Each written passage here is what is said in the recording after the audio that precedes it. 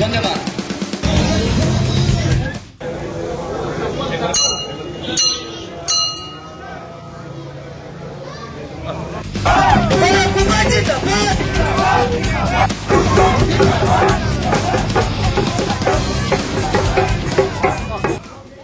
বহু দিনৰ পৰা মোৰ আশা আছিল আপোনালোকৰ মাজত আহা। মই কেইবাবাৰো জিলা কংগ্ৰেছৰ সভাপতি অগষ্টিন এংগি ডাঙৰীয়াক কৈছিলো যে মই আমৰি ৰংহাং এই অঞ্চলবোৰত প্ৰদেশ কংগ্ৰেছৰ সভাপতি দায়িত্ব পোৱাৰ পিছত যাবলৈ বিচাৰো।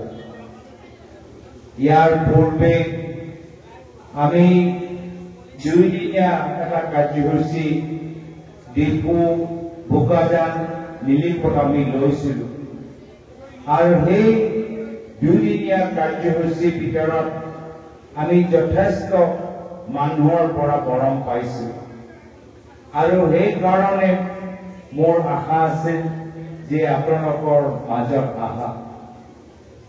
ইয়াৰ আগত পূজা আছিল, পিছত জুবিনদাৰ বিয়োগ লৈ আমি সকলোৱে দুখিত মৰ্মাহত হৈছিলো আৰু সেইকাৰণে আপোনালোকৰ মাজত আহোঁতে অলপ আমাৰ পলম হ'ল, কিন্তু আজি আপোনালোকৰ মাজত আহিছো আৰু আপোনালোকে যথেষ্ট মৰম আৰু স্নেহৰে আমাক আদৰিছে।